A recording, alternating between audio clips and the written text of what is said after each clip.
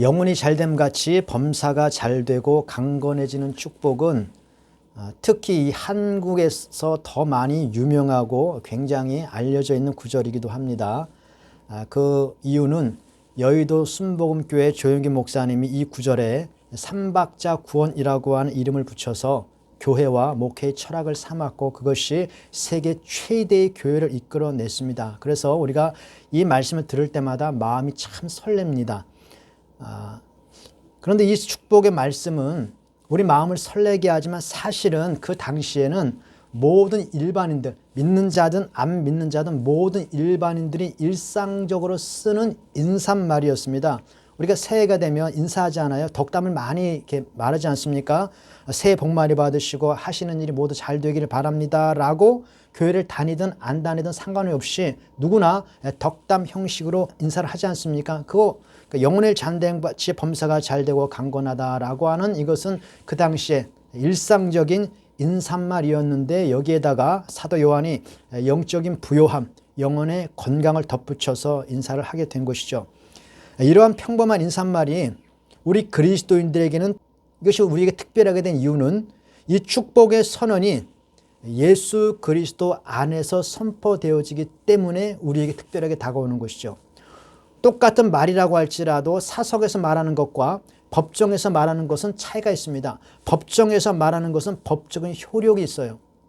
그냥 일반적으로 일상적으로 인사하는 것과 하나님 안에서 예수 그리스도 이름으로 선언되어주는 축복은 실제적인 효력이 있기 때문에 우리에게 소망으로 다가오는 것이죠. 사람은 누구나가 자기 하는 일이 잘 되기를 바랍니다. 믿든지 안 믿든지 상관이 없습니다. 그래서 각자 마음의 소원을 가지고 그 소원이 이루어지기를 바라지 않습니까? 그래서 새해가 되면 떠오르는 태양을 보고 자기의 소원을 빌기도 하고 보름달 앞에서도 자기의 소원을 빌기도 하고 각자 자기가 따르는 자기 신 앞에서 열심을 다해서 자기의 소원을 빌고 있지 않습니까? 그런데 번지수를 잘못 찾았습니다. 왜냐하면 그 모든 것들은 사람이 만든 피조물이거나 하나님이 만든 피조물입니다.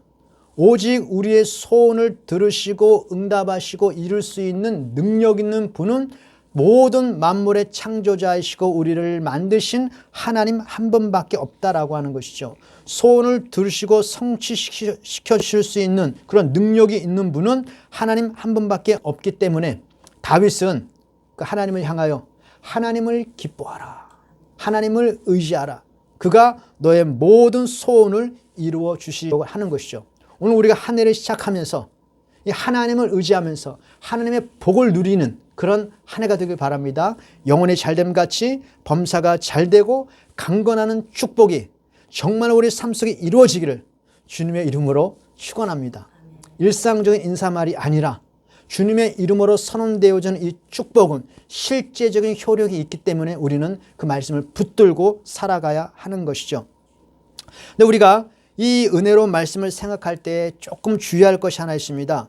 이 말씀을 영혼이 잘됨과 범사가 잘되고 강건하는 이 말씀을 서로 인과관계로 엮어서 설명을 하면 뭐 틀린 말은 아닙니다만은 그렇게 바람직하진 않습니다. 예를 들면 먼저 우리가 영혼이 잘 되어야만 우리 범사가 잘 되고 강건할 수 있다. 그러니까 영혼이 잘 되지 않으면 우리 만사가 뒤틀린다. 그러니 영혼이 잘 되는 것이 먼저다라고 하는 것이 뭐 틀린 말은 아닙니다만은 만약 영적으로 잘 되는 것이 원인이 되어 그 다음에 모든 일이 풀리고 건강해진다라고 하면 시험 될 사람 굉장히 많이 있습니다. 왜냐하면 정말로 신앙이 아주 좋은 사람들 중에서도 되던 일도 안 되는 일이 있고 일이 꼬이는 사람도 있고 건강이 나빠서 굉장히 고생하는 사람들이 꽤 있기 때문이죠. 그리고 순서에 지나치게 집착하는 것도 썩 좋은 해석은 아닙니다. 먼저 영혼이 잘 되어야 범사가 잘 되고 강건해 하는 것이 뒤탈이 없지 영혼이 잘 되지 않으면서 건강하고 부요가 찾아오면 그 인생이 망가진다. 틀린 말 아닙니다. 목회자들이 좋은 마음으로 신앙을 독려하기 위해서 그렇게 말씀을 하지만 사실 이것이 자칫 잘못하면 영적인 것은 거룩하고 선한 것이고 육체적인 것은 영적인 생활에 방해가 되는 것이므로 안 좋다라고 하는 뉘앙스를 갖고 나도 모르는 사이에 이원론적 사상에 물들게 할 수 있는 위험이 있다는 것이죠.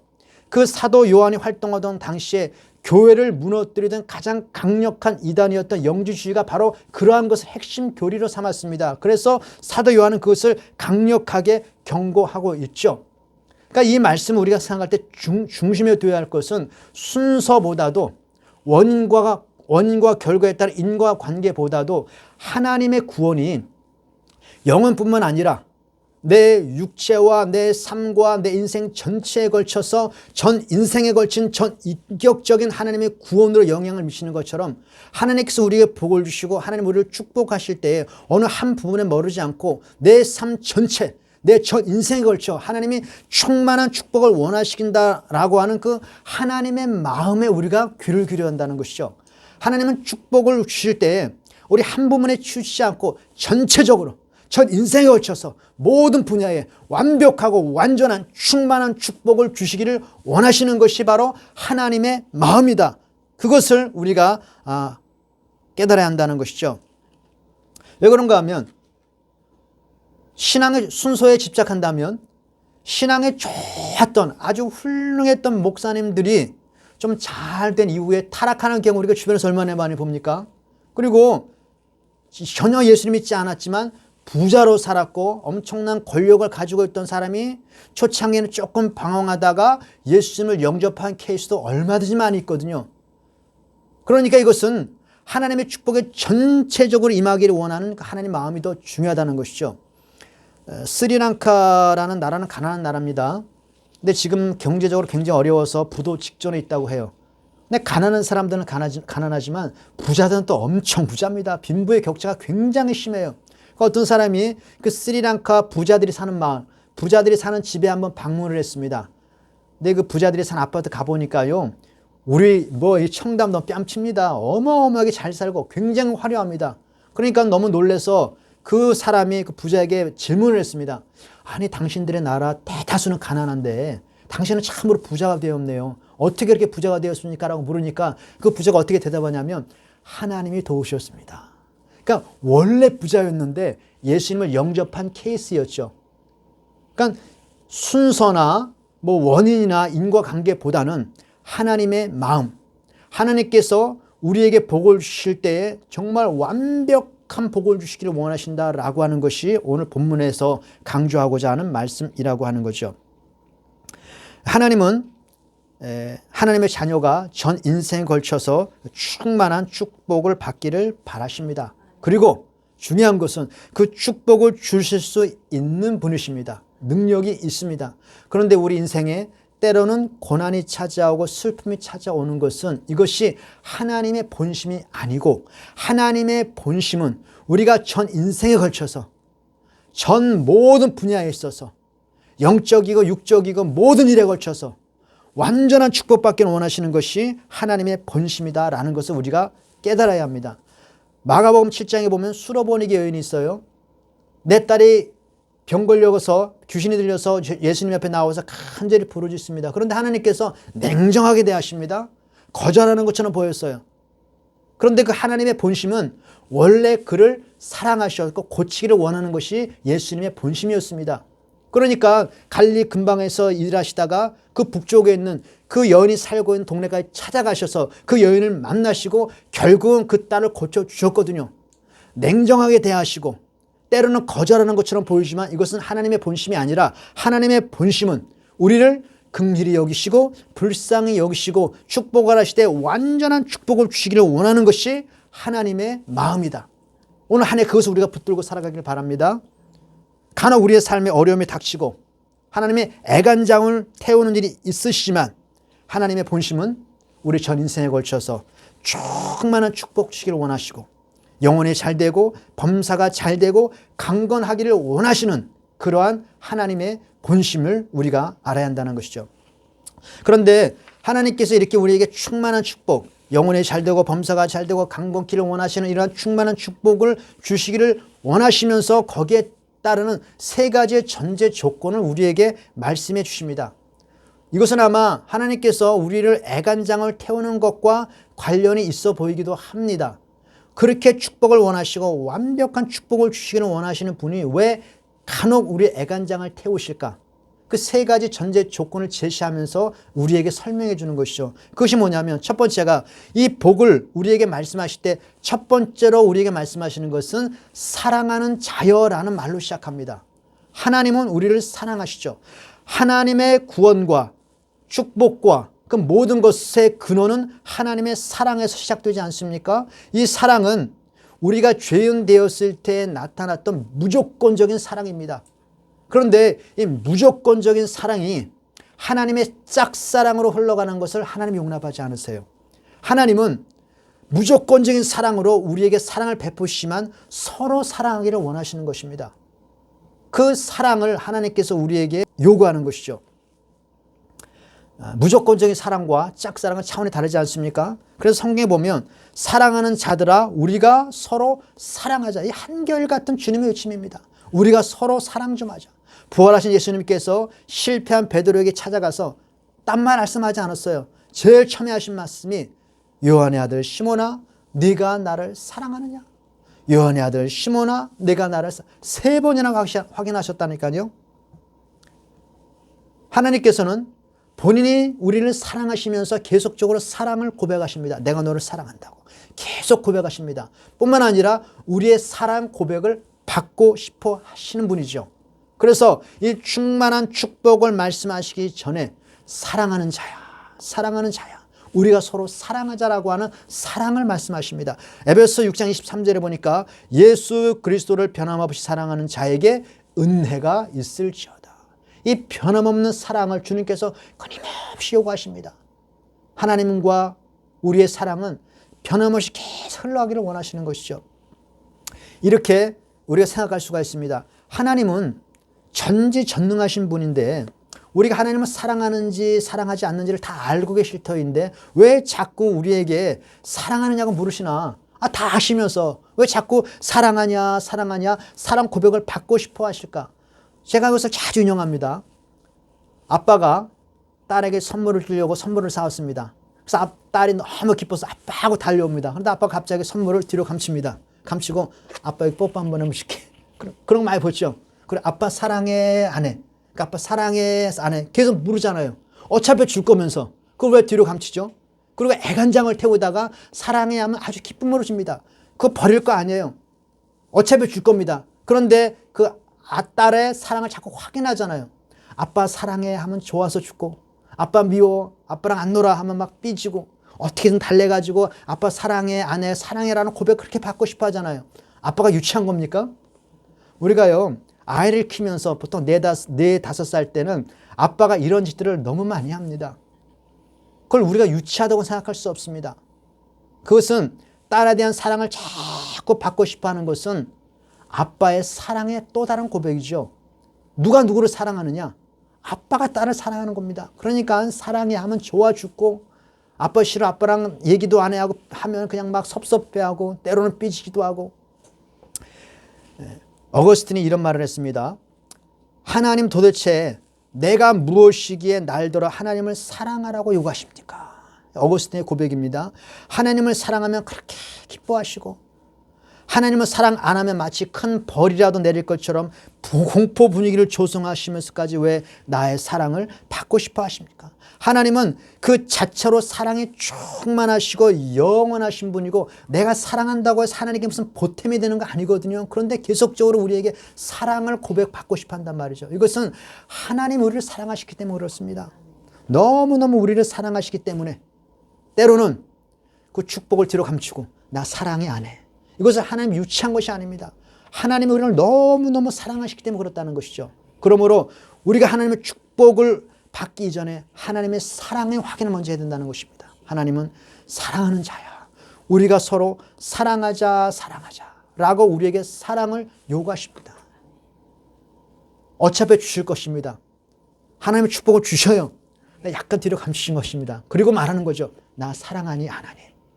그리고 내가 사랑해 하면 그렇게 기뻐하시고 뭔가 좀 잘못된 길을 가리면 하나님께서 하나님께 대한 표현이 좀 그렇습니다만 하나님 삐지시고 섭섭해하시고 그것은 하나님의 엄청난 사랑에 대한 표현인 것이죠. 누가 누구를 사랑하느냐? 하나님 우리를 사랑하시는 겁니다. 그것을 우리에게 먼저 말씀해 주고 있는 것이죠. 두 번째는 이 하나님의 충만한 축복, 영혼이 잘되고 범사가 잘되고 강건기를 원하는 이 충만한 축복은 하나님께서 간구라고 하는 방식을 통해서 우리에게 주시기를 원하신다는 겁니다. 내 영혼의 잘됨같이 범사가 잘되고 강건하기를 내가 간구하노라. 기도라고 하는 방식을 통해서 우리에게 주시고 싶어 한다는 것이죠.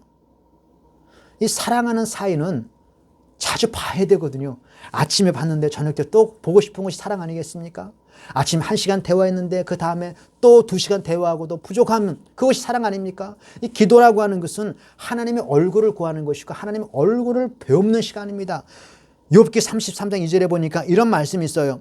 그는 하나님께 기도함으로 하나님이 은혜를 베푸사 그로 주님의 얼굴을 즐거이 배웁게 하신다. 기도라고 하는 것은 하나님 얼굴을 배우는 시간이거든요. 그러면 하나님과 대면하는 시간입니다. 그것이 하나님께서 기도를 통하여 우리에게 축복을 주시기를 원하는 이유라고 하는 것이죠. 에스겔 36장 30절에 보면 하나님께서 약속을 주십니다. 이스라엘 백성들에게 내가 너희에게 이렇게 이런 것을 줄 것이다 라고 약속을 하십니다. 그런데 약속을 하셨으면 주셔야 되잖아요. 근데 거기 한마디 더 붙입니다. 그래도 이스라엘 족속이 이와 같이 내게 이루어 주기를 구하여야 할지라. 아니 주시기로 하셨으면 그냥 주면 되지 왜 구하라고 하느냐. 그렇게 말씀하셔. 그래야 너희가 나를 여호와인 줄 알리라. 기도를 통해서 그 축복이 와야 이것이 하나님께로부터 왔구나. 그리고 그 하나님께로부터 온 그 근원은 하나님의 사랑이구나. 그리고 하나님은 나를 즐거이 보기를 원하시는구나. 나와 대면하기를 원하시는구나 라는 여러 가지 것들을 확인하는 것입니다. 축복 자체가 목적이 아니라 축복을 주시는 하나님께 집중하기 위하여 간구라고 하는 방식을 통해서 우리에게 축복하시기를 원하시는 것이죠. 정필도 목사님이라고 지금 돌아가셨습니다. 근데 그분은 굉장히 기도를 많이 하고 응답을 많이 받은 분으로 알려져 있습니다. 저 부산 지방에서 가장 큰 교회를 목회하셨죠. 근데 그분은 중학교 때부터 그 교회에서 기도를 제일 많이 하는 학생으로 소문이 나 있었답니다. 그래서 이분은 하나님 앞에 기도할 때 소위 말하는 땡깡 기도라는 것으로 아주 유명합니다. 하나님 앞에 막 땡깡 하면서 기도하는 거예요. 어떻게 기도하냐면 무엇을 기도할 때 하나님 지금 교인들이 내가 우리 교회에서 기도를 제일 많이 한다고 다 알고 있습니다.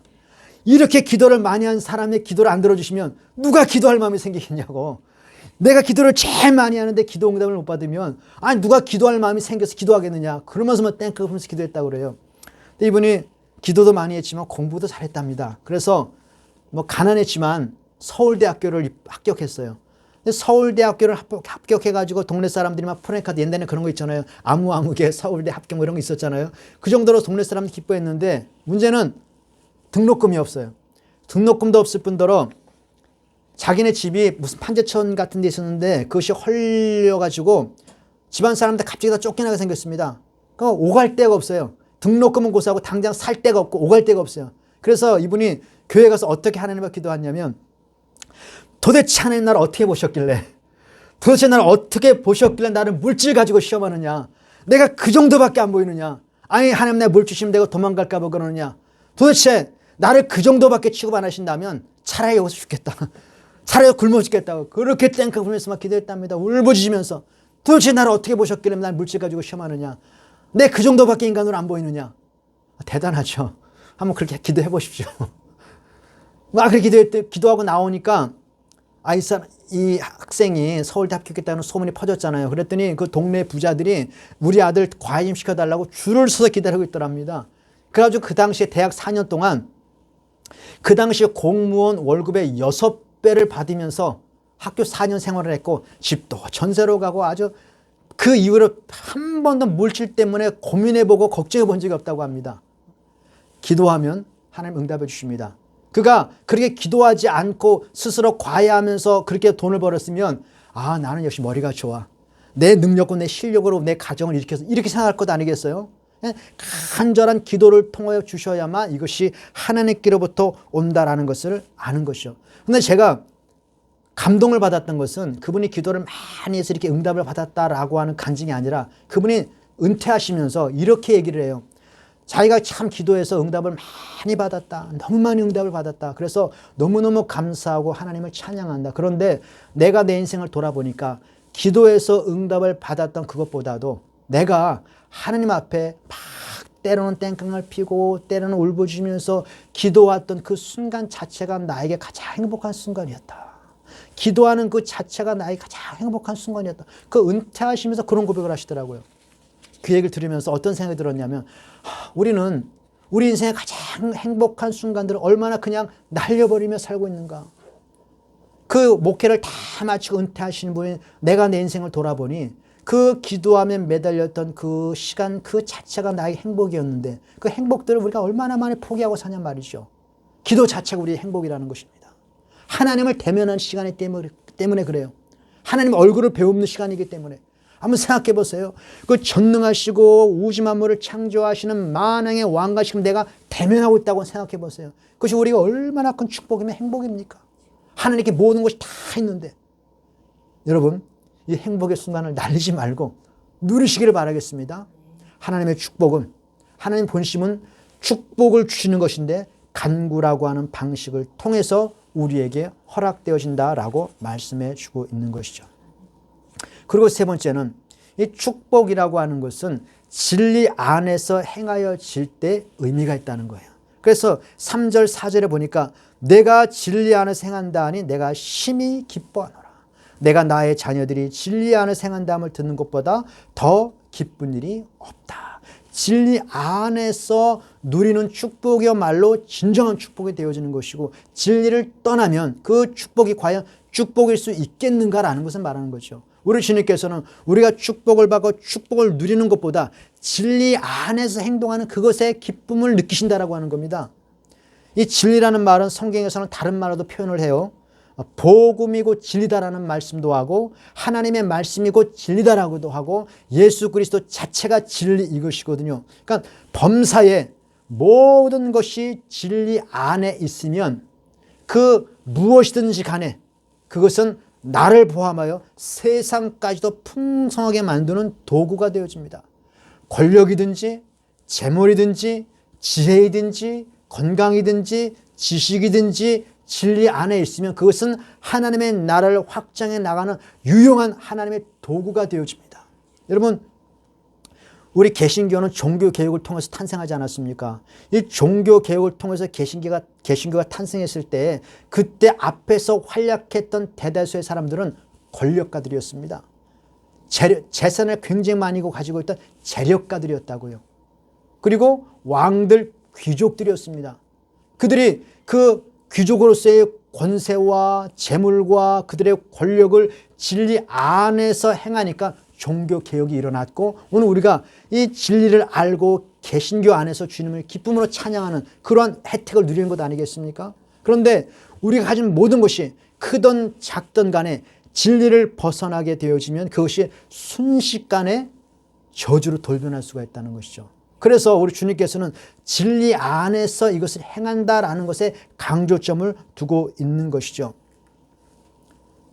하나님의 축복이라고 하는 것도 언제든지 진리를 벗어나게 되면 목사들도 타락할 수가 있고 죄가 우리 문 앞에 엎드려서 얼마든지 우리를 방탕으로 이끌어갈 수 있기 때문에 하나님은 이것이 진리 안에서 누리기를 바라는 것이죠. 그것을 주님께서 우리에게 강조하십니다. 신학자들이 하나님의 말씀을 열심히 연구합니다. 그래서 우리에게 많은 유익을 끼치죠.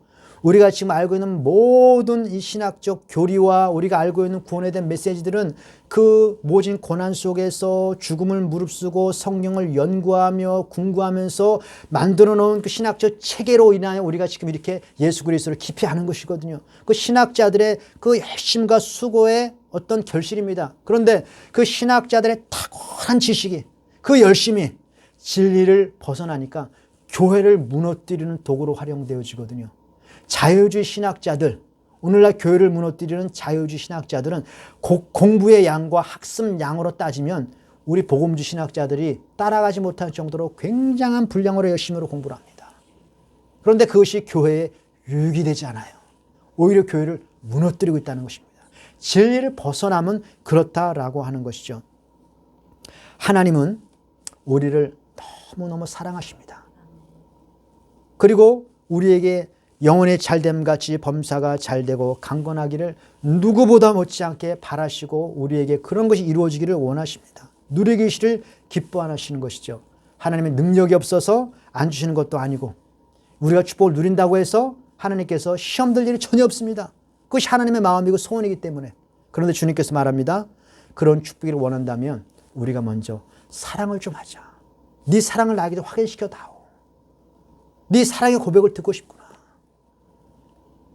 그리고 나에게 구하여라. 간구를 통해서 그 축복을 주고 싶구나. 주님께서 능력 있는 분이 왜 우리에게 간구를 요구하실까? 디모데전서 6장에 뭐 이런 말씀이 있죠. 너희가 이 세상의 부한 자들을 향하여 이렇게 말해다오. 하나님께서 너희가 정함이 없는 재물에 소망을 두지 말고 오직 모든 것을 후히 주사 누리게 하시는 하나님께 내 소망을 두어라. 모든 것을 후히 주사 누리게 하시는 하나님께 내 마음을 좀 두어라. 하나님과 사랑하기를 원하시는 그 하나님의 간절함입니다. 그리고 이것이 진리 안에 있을 때에만 이것이 유용한 것이 되어지고 진리 안에 있을 때만 풍성한 누림으로써 우리와 주변의 모든 사람에게 유익을 끼치는 거죠. 그런데 이것이 진리를 벗어나게 되면 복음과 예수님과 하나님의 말씀을 벗어나게 되어지면 언제 어떻게 돌변해서 교회를 망가뜨리고 내 가정과 내 삶을 망가뜨리는 나쁜 도구가 될 수 있다는 것을 생각하면서 우리가 오늘 이 말씀을 생각해야 할 줄로 믿습니다. 우리가 하나님의 축복을 받기 원한다면 더 많이 하나님을 사랑하십시오. 고백을 하십시오. 쑥스럽습니까? 한번 해보세요. 해보세요. 하나님 사랑한다고. 그리고 기도하는 시간을 더 많이 가지십시오. 기도 자체가 행복입니다. 하나님 얼굴을 배우는 시간입니다. 그리고 진리 안에서 우리가 거해야 합니다. 우리가 말씀을 듣고 성경을 공부하는 이유는 진리 안에 거하고 싶은 우리의 소원이죠. 올 한 해 진리 안에서 하나님을 사랑하고 많이 간구함을 통해서 하나님이 주시고자 하는 이 완전한 축복, 정말 풍성히 누리는 그런 한 해가 되기를 간절히 바랍니다. 그래서 우리의 삶을 통하여 주변 여러 사람들에게까지 축복이 흘러가는 그러한 축복의 도구가 되어지기를 바라겠습니다.